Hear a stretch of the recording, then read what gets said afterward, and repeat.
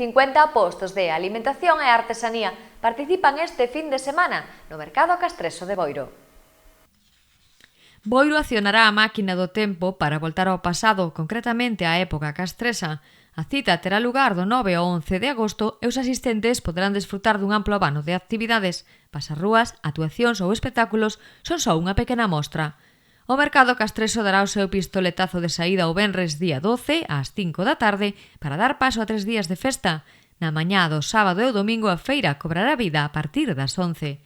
A cita foi presentada na Casa Consistorial de Boiro. Ao acto asistiron o alcalde José Ramón Romero, a concelleira de Cultura María Outeiral e Anso Fernández, responsable de Sema Comunicación, a empresa encargada de realizar esta festa e que explicou as actividades e espectáculos que se van realizar no mercado. Un mercado que ten un atractivo para todo tipo de persoas, independentemente da idade, porque conta con actividades para os máis cativos, ten postos de artesanía, postos de comida e tamén exhibicións coas que pasar todo o fin de semana. Facer un chamamento a todos os ciudadanos da comarca que este fin de semana, venres, sábado e domingo, veñan a Boiro, porque, a parte da Mercado Castreso vai haber máis actividades e creo que vai salir un bo mercado e que ano tras ano se está mellorando e que co tempo se consolida.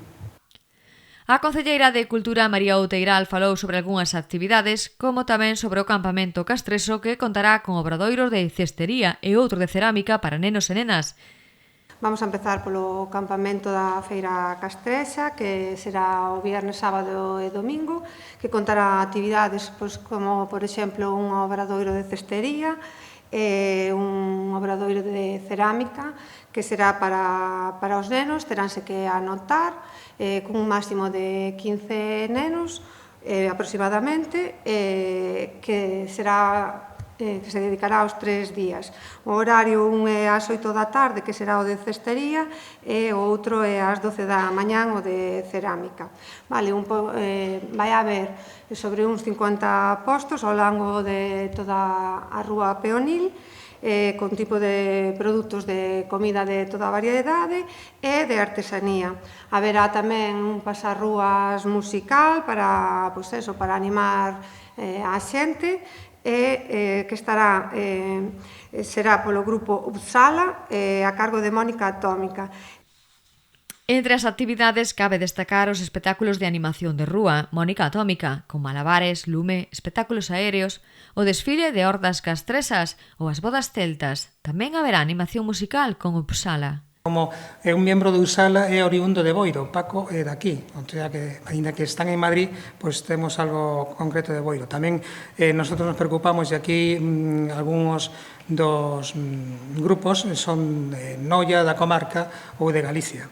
Por exemplo, o carro de Morrigan, que é o sábado, que é un carro que vai tirando por todo o mercado, que vai encerrando os nenos que se portan mal e se fai unha teatralización nese eido, non? Como se fosen, uns nenos malvados. Depois, o Clan de Breogán, están 12 personas ataviadas, Castreso, aparte de los obradoiros que xa citou María, pois fan, na palloza, está totalmente atrezada e fan unha explicación do que ali hai dentro da palloza, todas as armas na panoplia, que está tamén exposta dentro do perímetro dos 200 metros cuadrados do castro. Despois van a facer desfiles e escaramuzas todos os días por parte do mercado, 2 á mañá e 3 á tarde. E logo engadir que o ano pasado foi un éxito as bodas celtas, que xa temos unha parella anotada, esperemos que se anoten máis. O alcalde do municipio deu as grazas a Sema Comunicación, a empresa que se encarga de levar a cabo estes festexos, tamén a todas as persoas que colaboran para facer que o mercado castreso de Boiro se consolide e atraia máis visitantes.